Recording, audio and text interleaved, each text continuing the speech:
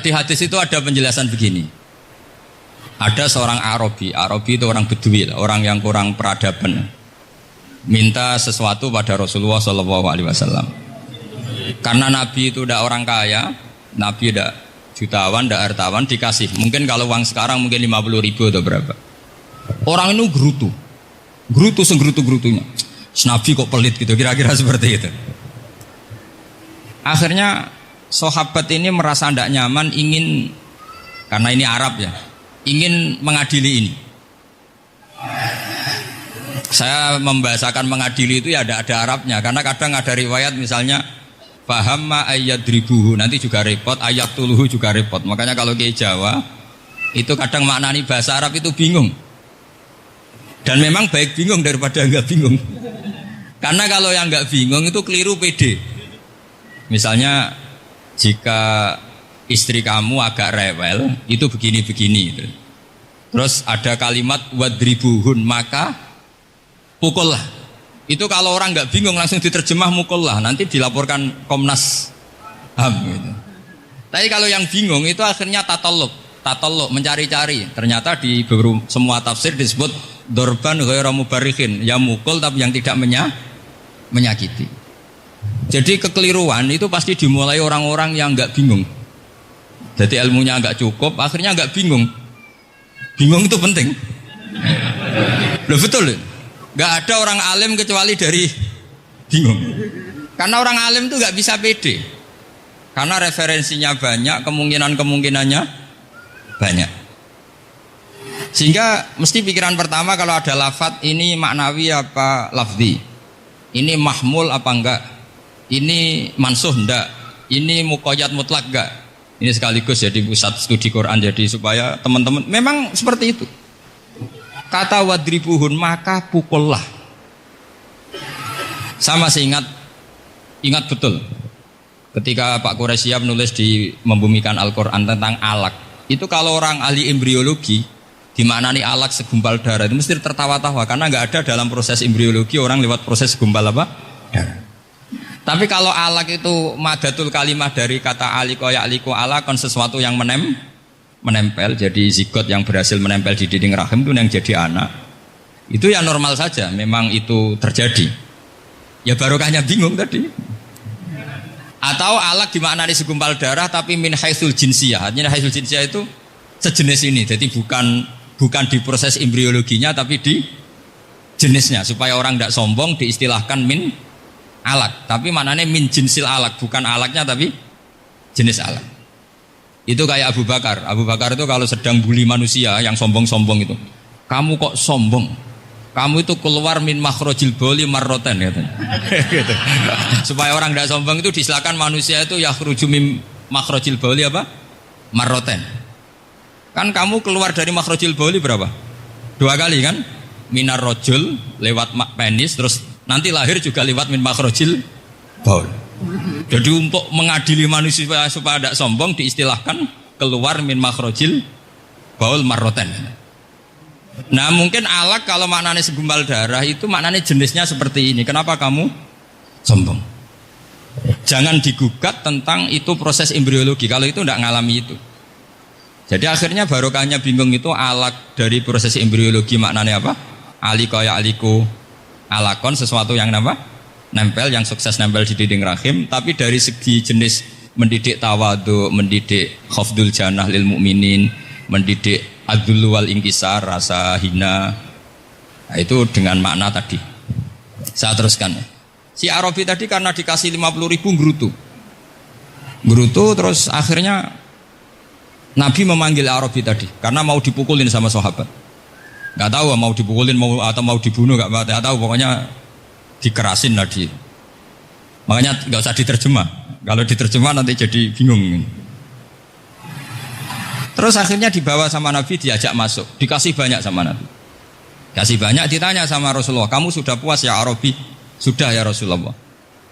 Hebatnya Nabi apa? Kamu harus menjelaskan ke semua sahabat saya kalau kamu sudah puas, karena tadi kamu ngomong yang bikin sahabat saya dongkol. Terus sekarang harus mengkonfirmasi. Ya Rasulullah. Di depan umum juga Nabi ikut. Ini Arabi tadi minta saya tak tambah, terus dia puas. Ahakada ya Arabiyu, na'am ya Rasulullah, fajazakallahu min khairin wa asyiratin. Dia tegas, na'am ya Rasulullah. Nah, pelajaran dari hadis ini adalah kalimat ini. Ini harus diingat-ingat. Setelah Arabi tadi puas, sahabat juga tahu apa pernyataan puasnya Arabi tadi. Nabi ngetikan begini. Masalu hadza, perumpamaan orang ini dan saya itu seperti orang yang punya unta atau sapi atau kambing yang syarodat, yang liar. Fattaba'ahan nasu. Kemudian orang-orang ikut membantu nangkat. Falam yaziduha illa nufuran. Bantuan manusia-manusia ini malah tambah lari karena ini semua orang ini asing. Bagi unta ini kan asing, yang enggak asing kan hanya pemiliknya. Nah, terus kata si pemilik unta tadi, khallu baini wa baina naqati, sudah saya tidak usah dibantu. Fa ana arfaku, biasa lebih sayang kepada unta saya. Orang enggak ikut bantu semua, terus kemudian unta itu dipanggil, fa akhadha minkum amil ardi, kira-kira diambilkan rumput, terus unta itu mau nurut. Intinya apa? Kalau orang enggak bakat kiai, enggak bakat dai ilallah, kok ngajak-ngajak Islam itu falam yaziduha ila nufuron, kira-kira gitu. Karena lebih banyak emosinya ketimbang teknik proses tadrijinya, tasreknya. Akhirnya itu jadi pelajaran ke kita. Pelajaran kedua, Rasulullah ngendikan begini. Andaikan kamu membunuh si Arabi tadi, bahasanya yang membunuh. Kalau ini tak terjemah nggak apa-apa, wong andaikan saja. Andaikan kamu membunuh si Arabi tadi dalam keadaan membenci saya, yaitu ngomentari Nabi adalah kikir, maka dakhalan nar. Orang ini akan masuk neraka karena dia mati dalam keadaan sakhitan dan Nabi SAW. Dia mati berstatus benci Kanjeng. Tapi uniknya dalam Islam segampang itu. Ketika si Arabi tadi mencintai Nabi itu karena dibayar, karena diservis. Dan itu cukup loh dalam Islam itu. Mencintainya Nabi itu karena dikasih uang lagi. Akhirnya dia senang Nabi meskipun karena dikasih uang. Tapi jangan diteruskan setelah senang Nabi dibunuh masuk surga, ya tidak usah gitu. Nanti jadi repot tadi. Tapi intinya apa? Islam itu semudah itu. Yang menerima kebenaran karena servis saja diterima sama Allah Subhanahu wa ta'ala. Nah, ini di sini pentingnya kiai-kiai yang wasatiyah, yang ceria, yang gampang. Karena kita tidak ingin tanfir. Saya kemarin bikin makalah untuk 100 harinya guru saya Kiai Haji Maimun Zubair. Tak beri judul Al-Intisar Limadhabi Syekhina. Itu diantara yang saya tulis adalah Sayyidina Umar itu pernah diprotes sama banyak sahabat, termasuk Abu Bakar, karena Abu Bakar ke Umar ini lewat penunjukan.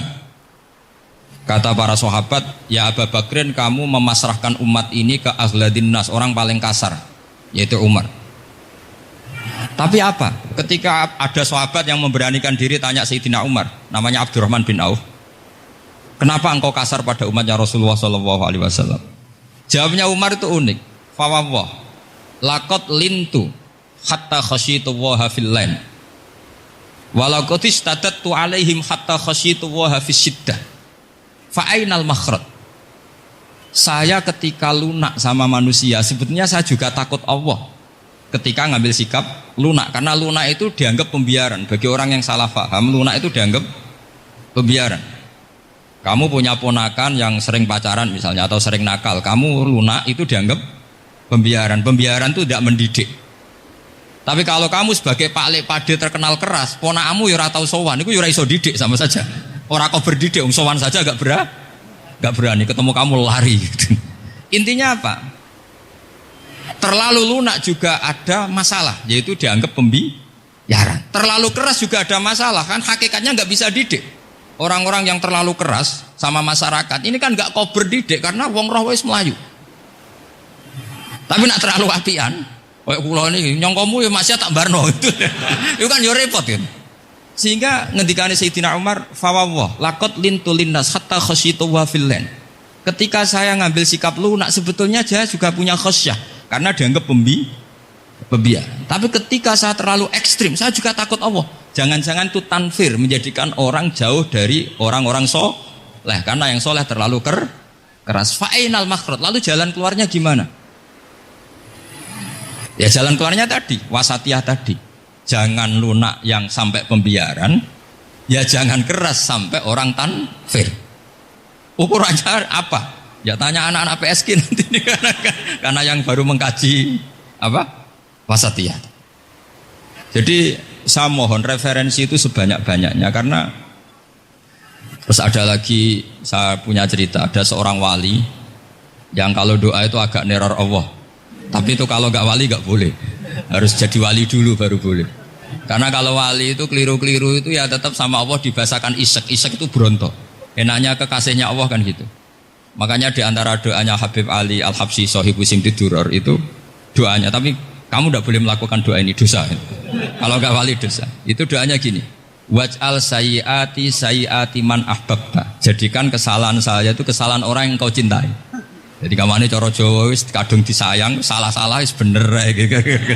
Jadi waj'al sayyiati man ahbabta. Jadi kalau orang yang sudah super itu salahnya jadi apik. Tapi ya udah salah sampai kayak zina maling itu parah itu. Ada seorang wali doa di depan Rasulullah itu gini.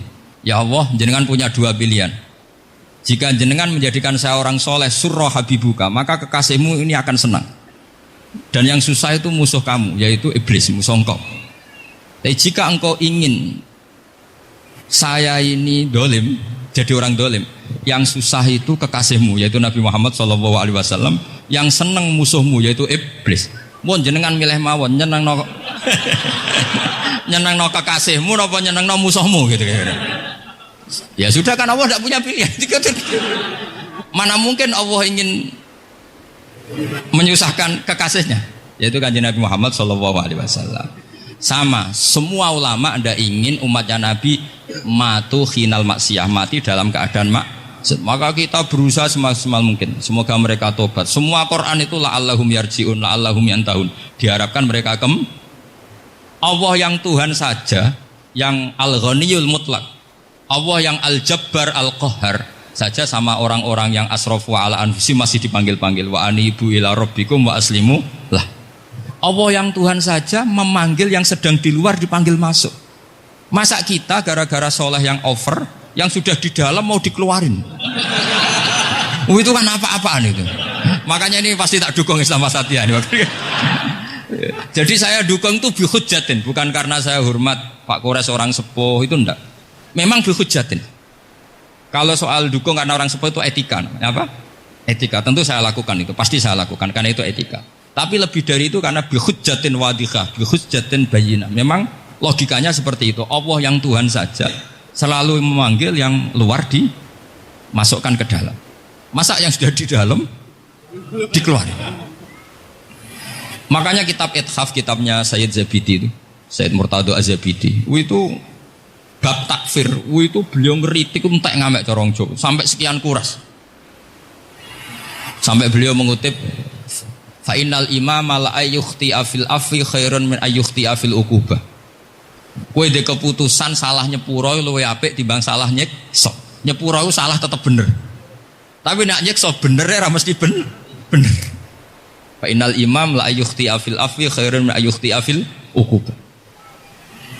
Sehingga beliau terus hampir sekian kuras. Coba hadis di Muslim, di Sahih Muslim itu Usamah ya. Kalau di Sahih Muslim itu rawinya disebut Usamah bin Zaid. Tapi di beberapa riwayat ada yang menyebut itu tidak Usamah. Sehingga banyak syarah mengatakan itu ta'addudul waqi'ah. Memang kejadiannya dialami sekian sahabat. Itu ada perang gitu ketika musuhnya terdesak. Padahal musuh ini sudah memotong sekian tangan sahabat, ada yang sudah pernah bacok sahabat. Ketika terdesak dia mengatakan la ilaha illallah Muhammadur. Singkat cerita oleh Usamah tetap ditusuk sampai mati. Tapi sama Rasulullah ketika lapor, kamu membunuh setelah mengucapkan la ilaha illallah ya Usamah? Iya. Tapi innama qolaha muta'awwidan, dia mengatakan kalimat itu karena muta'awwidan, nyari perlindungan saja. Afala syaqaqta an batni, afala syaqaqta an qalbi. Sudah kamu lihat di dadanya. Kalau dia betul-betul ngomong karena mutawi dan jangan-jangan karena iman betul. Terus memangnya ketika kamu iman, orang-orang sahabat itu rata-rata kan pernah kafir. Memangnya ketika kamu iman tak curigai kan enggak. Langsung saya terima, kenapa ini main curiga kira-kira. Sampai seperti itu. saktinya kalimat la ilaha. Jadi kalaupun diomongkan muta'awidzan saja tetap sah. Meskipun ngomongnya hanya untuk perlindungan dari apa? Safe dari pedang. Malah ada riwayat lain yang menyebutkan itu tidak Usamah di tafsir Qurtubi itu yang ya ayyuhalladzina amanu idza darabtum fi sabilillahi napa fatabayyanu wala taqulu liman alqa ilaikumus salam lasta mu'mina. Itu kalau di riwayat Qurtubi lebih ekstrim lagi. Si orang tadi tidak Usamah, jelas pastikan itu tidak Usamah, ada yang lain tidak Usamah. Itu bantah Nabi. Ya Rasulullah, andaikan belah dadanya orang itu saya belah, apakah kemudian saya tahu apa yang ada di hatinya? Jadi Nabi jadi dibantah. Ya rodok khawarid. Jadi Nabi masih dibantah. Kata Nabi, ya enggak, kamu tetap enggak tahu apa yang ada di hatinya. Loh, terus masalahnya apa? Masalahnya begini. Setelah kamu belah dadanya, kamu tetap enggak tahu hatinya kan? Fala anta ta'lamu ma fi qalbi wala anta tusaddiqu ma fi lisani. Jadi kowe udah dadi wong kacuk. Ngerti hatinya yang enggak, percaya lisannya juga enggak. Kan enggak ada hujah yang kamu ambil. Harusnya kata Nabi profesional dong. Nak roh hati ini rujukannya lisan. Lah ini enggak, hatinya kamu enggak tahu, lisannya enggak kamu percaya, langsung kamu pakai itu apa? Seperti saya sama jenengan kan gampang. Aku raro niate sampean ngaji api apa raro. Sementing teko nggon ngaji berarti seneng ngaji. Jadi jelas ada yang diambil. Makanya semenjak itu para ulama rata-rata itu hampir semuanya itu Islamnya wasatiyah. Karena ciri khas agama ini adalah wa yad'u ila daris salam. Selalu memanggil-manggil supaya orang masuk. Enggak ada ayat wallahu yukhriju min daris salam, itu enggak ada. Allah mengusir orang min daris, enggak ada. Nah, kalau sampean salahnya orang yang dicintai kayak Nabi Adam nasib sampean. Nabi Adam itu salah karena makan apa sajaratil khuldi. Kata cerita-cerita gitulah. Nanti bisa diperdebatkan. Sajaratil khuldi itu nama larangan, itu nama salah sebetulnya. Nanti tanya Pak Quraisy, itu kan sebenarnya gini. Istilah khuldin itu bahasa setan. Hal adulluka ala sajaratul khuldi wa mulki la yabla. Jadi iblis itu goda Adam, kamu ingin mangan pohon keabadian. Jadi kalau kita mengistilahkan sajaratul khuldi berarti mengesahkan istilah yang dipilih setan. Jadi masalah. Makanya saya enggak sukanya anut-anut umum wong muni sajaratul khuldi ya ikut sajaratul khuldi. Tapi ini sebetulnya bahasa yang dipakai setan. Singkat cerita Nabi Adam itu akhirnya makan tapi tidak banyak. Makanya sebagian ayat diredaksikan dzaqo itu ngicipi. Makanya ada akala, berarti dzauk juga disebut aklu, tapi aklu yang sedikit disebut dzauk atau dzaqo. Nah, ketika makan itu Allah duka. Tapi duka be orang yang dicintai. Diwarai. Cung Adam, kowe tak warai donga supaya tak sepuro. Jadi kaya anak ape minggat wong disayang, disangoni minggatlah tak sangon. Makanya waj'al sayyiati man ahbabta. Disangoni fatalaqa adamu min rabbi kalimatin fataba alaih. Makanya saya kalau baca ayat itu cek enak, jadi sangoni. Maca iki cung yo kok ben. Jadi minggat digani HP mbek dhuwit engko nek wis kepen mulai ya semulai.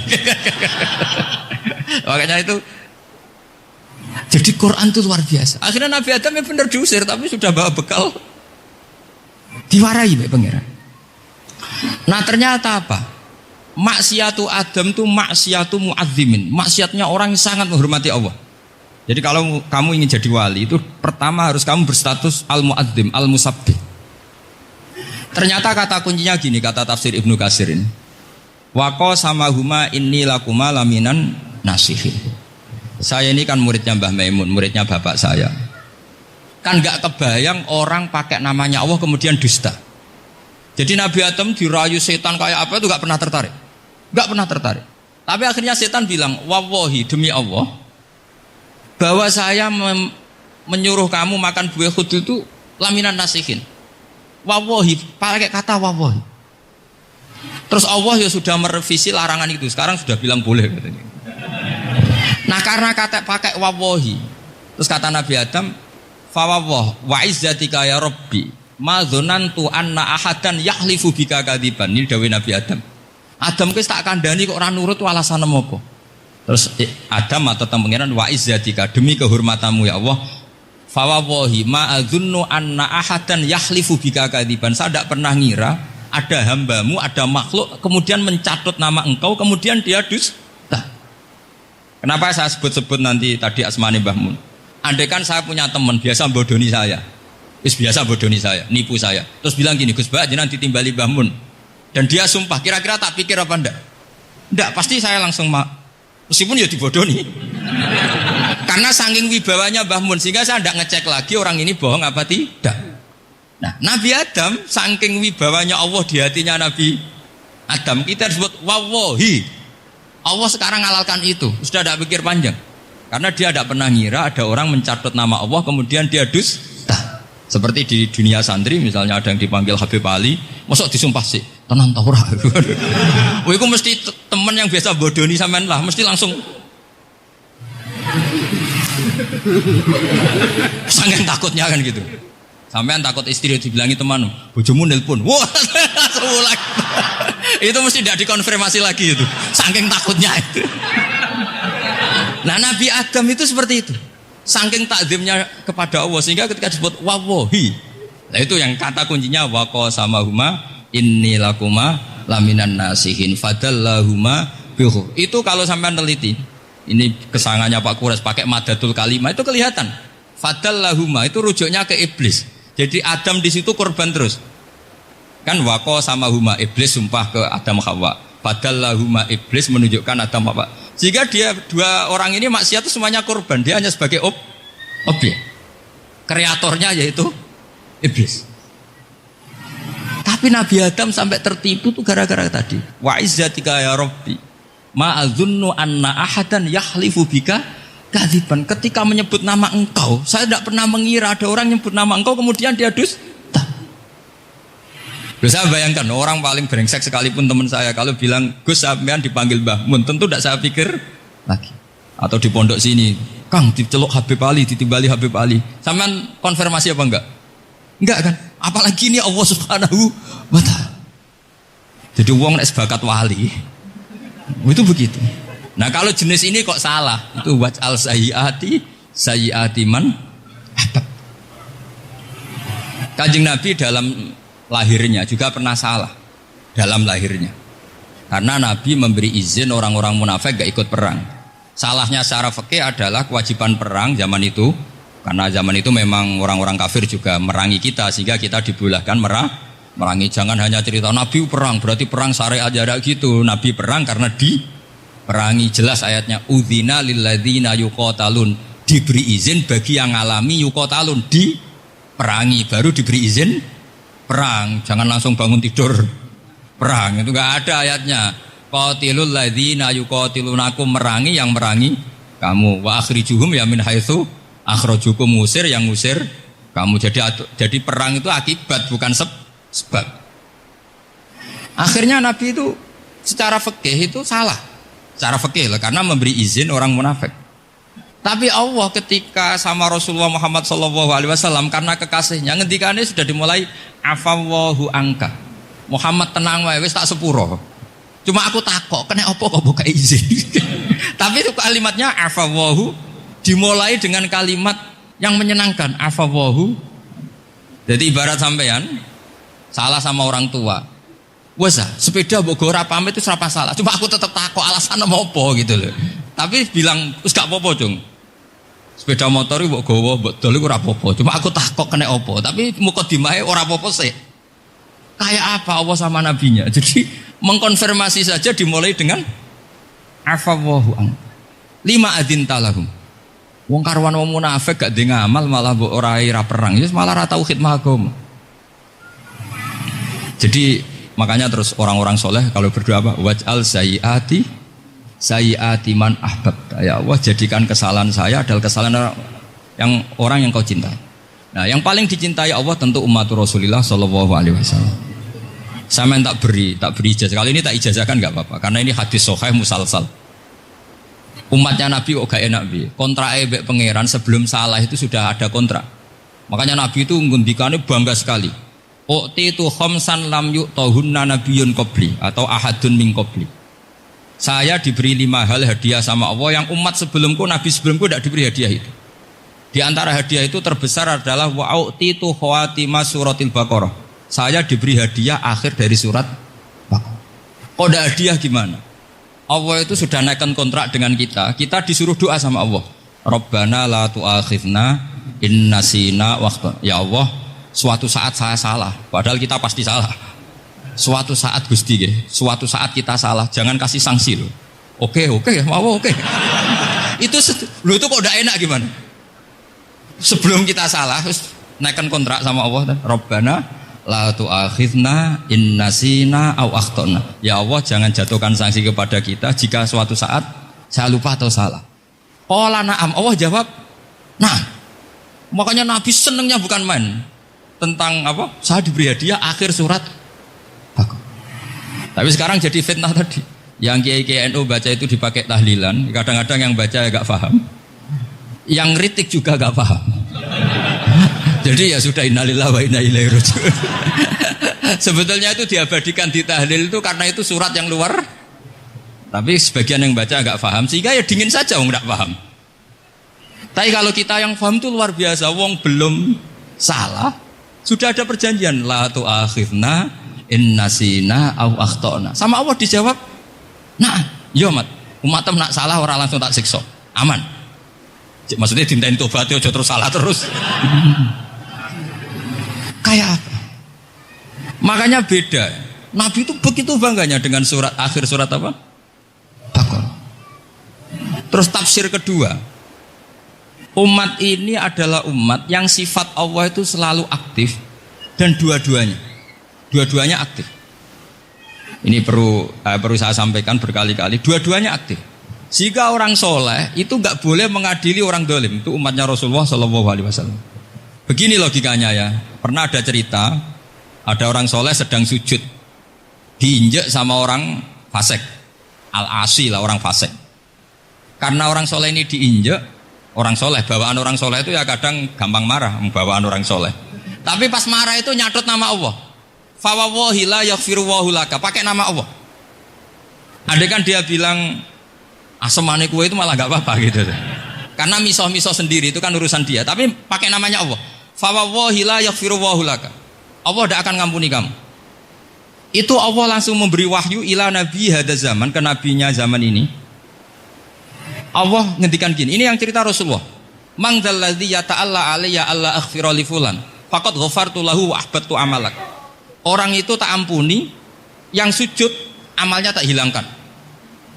Kenapa? Allah tersinggung. Wong saya ini bisa aghfir, bisa ngampuni.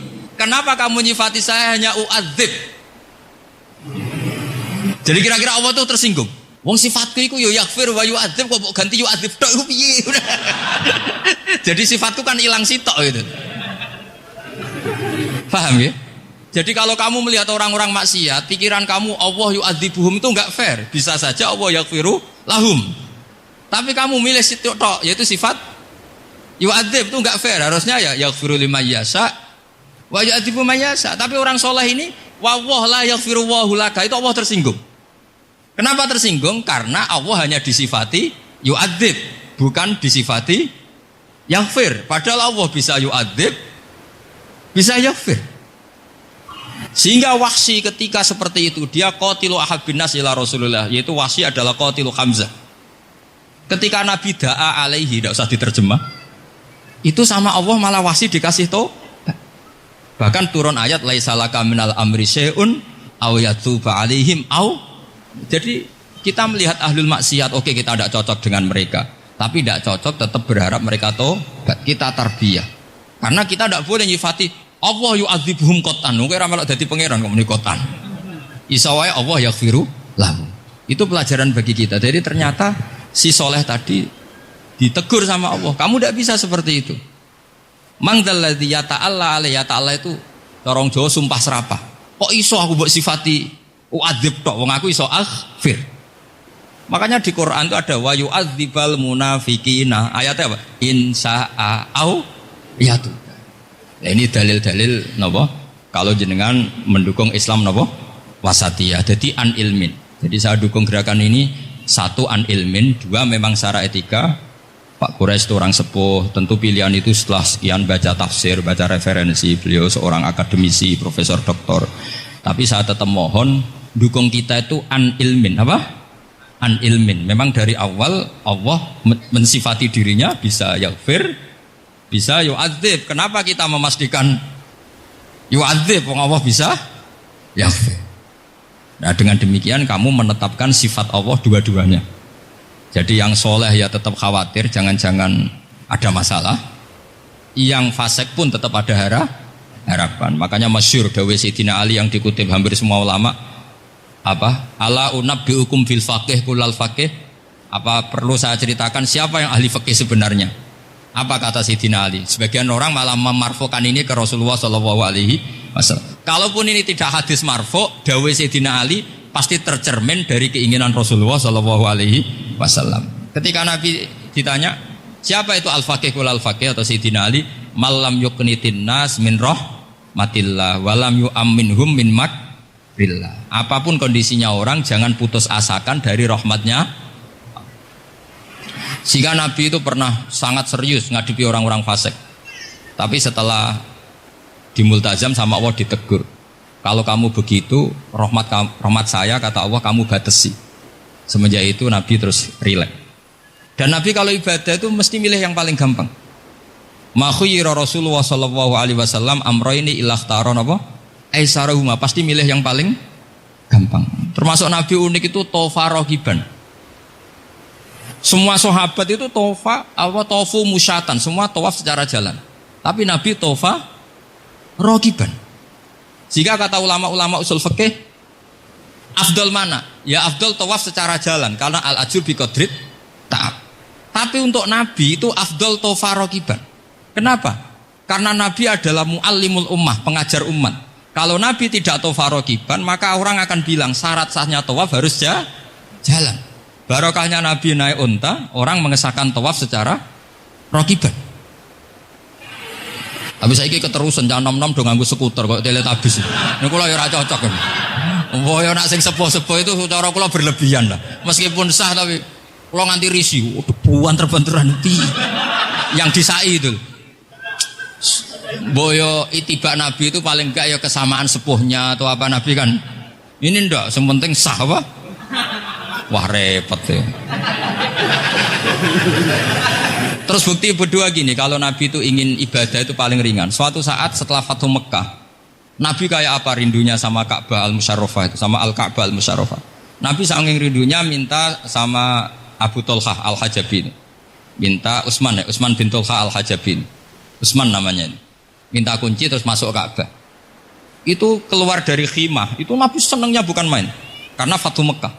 Lebu Ka'bah senangnya bukan main. Tapi setelah keluar dari Ka'bah, itu kelihatan hazinan, kelihatan susah, tersiksa. Ditanya sama Sayyidah Aisyah, kenapa engkau gelisah padahal tadi kelihatan senang? Wadidtu anni lam adkhul. Saya suka andikan tadi saya ada masuk Ka'bah. Kenapa ya Rasulullah? Jangan-jangan umatku ngira ini penting. Dan itu berat. Sampai jadi perdebatan ulama fikih. Apakah sunat masuk Ka'bah apa? Enggak. Sebagian ulama bilang enggak. Alasannya Nabi getun cara Jawa itu kecewa, nyesel. Kenapa saat tadi masuk? Jangan-jangan umatku nanti merasa itu keharu dan itu repot.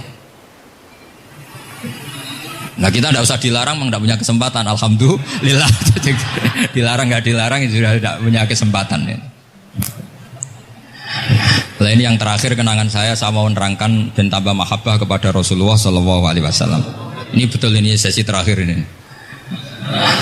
Begini, salasun mangkun nafihi wajadah halawatal iman. 3 hal ini kalau ada pada kamu atau pada siapa saja, maka menemukan halawatal iman, manisnya iman. Ini mungkin yang jarang dijelaskan orang adalah manis itu apa?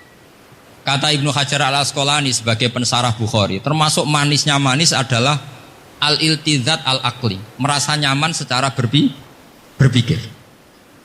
Nanti saya bacakan takbirnya sebelum saya tutup ngaji bareng ini. Begini misalnya, kita ngikuti Nabi Muhammad SAW.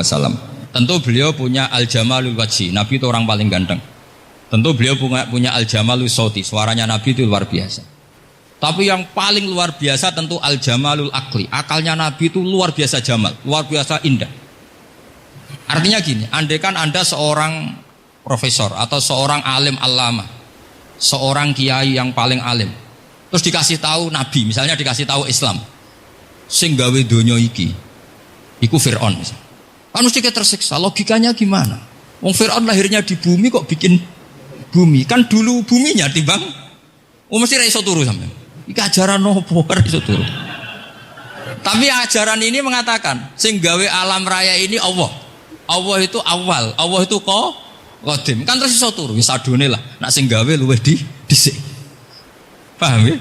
Terus sing gawe ku ala kulli syai'in qadir, wis adone lah jenenge gawe alam mesti ala kulli syai'in. Nah, terus misalnya diajak paham ateis. Alam ini ndak ada, kemudian ada. Penciptanya apa? Ya ketiadaan. Oh, ora iso turu sampean.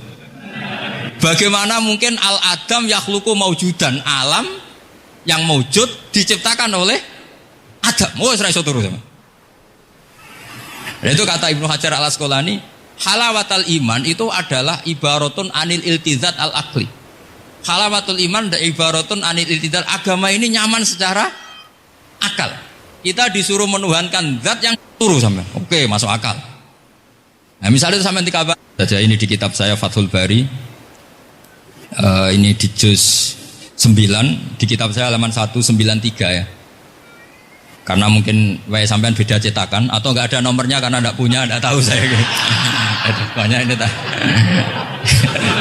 Tapi ini nanti saya tak tinggal di Mas Wafa ini. Nanti yang enggak punya di ngopi saja, di foto aja. Lumayan ben ngaji ku nganggo kitab ben kok wong alim itu keren ya. Saya baca Bismillahirrahmanirrahim. Halawatul iman. Beliau ngendikan wa yaltaddu bidzalika iltizazan aqliyan. Jadi orang merasa nyaman secara iltizazan aqliyan, akalnya merasa nyaman. Idzil iltizat al-aqliyu idrakuma huwa kamalun wa khairun min haitsu huwa kadzalik. Disuruh minum obat. Tentu secara watak kamu tidak senang karena obat itu pahit. Tapi kamu merasa nyaman setelah sakit minum obat, merasa nyaman karena ada harapan sembuh. Jadi watak kamu tidak senang, lidah kamu tidak senang karena pahit, tapi akal kamu senang. Wah, enak aja berarti suntik, berarti infus, baru minum obat.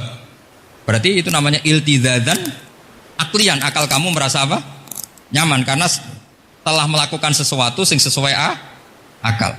Tak baca ya, misalnya al murad bil hubbi huwa al hubbul akli alladhi huwa itharu ma yaqtadi al aqlus salimu rujhana wa in kana ala khilafi hawan nafsi kal marid yu'afu ad-dawa bitobi fayan faru anhu wa yamilu ilai bimuqtado akli. Kayak kita sakit tentu dioperasi itu tidak senang. Bayangno wedhus apa usus diedel-edel kan enggak senang. Secara hawan nafsi. Paham ya? Tapi secara akal karena kamu divonis usus buntu, senang mana setelah dioperasi sama sebelumnya? Lah, senang dioperasi itu namanya al-iltizat al-aqli. Ini kata Ibnu Hajar al-Asqalani. Wal aqlu yaqtadi rujhana janibi dzalik. Nah, terus saya teruskan. Idzil iltizat al-aqliyu idrakuma huwa kamalun wa khairun min haitsu huwa. Jadi saya bayangkan, makanya saya kalau baca Quran itu sering saya nangis. Misalnya tadi, am khuliqu min ghairi syai'in am humul khaliqun am khalaqus samawati wal ard. Masa alam raya yang wujud ini semua maujudat kemudian dirumuskan bahwa penciptanya adalah al-adam, kenihilian, nihilisme. Kebayang nggak sampai ini suatu ruga misalnya ono nabi terus congkoe kudu iman alam raya ini sing wujud diciptakno ketiadaan. Wes ra iso turu yakin ra bener itu. Tapi kalau nabinya bilang hadhil awalim atau hadhil alam khalaqaha Allah. Allah itu siapa? Al-Qadim, wajibul wujud, ala kulli syai'in qadir, lahul asmaul husna, lam yalid walam yulad walam yakul lahu kufuwan ahad. Oke, keren kan gitu.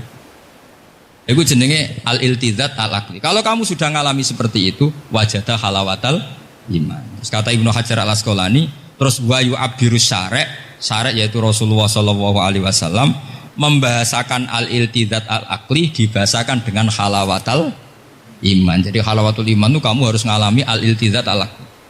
Seperti misalnya dalam hukum sosial, kata ulama-ulama, laulam yakun ma ja'a bi Muhammadin dinan lakana fi aqlin nasi hasanan. Andai kan Muhammad tidak mengatasnamakan itu agama, akal pun mengatakan itu baik. Coba ajaran kita, ambek bojo sing apik, ambek anak sing apik, ambek tangga sing apik, itu kan enak. Coba kalau ajarannya gini, bojo taboki wae kesuwen, kon bingung, iki ajaran apa kan kaget. Ambek tangga, oh sing kondel, gak ngono tidak kok. Oh, iku ajarane Nabi apa ajarane ekstremis kan bingung.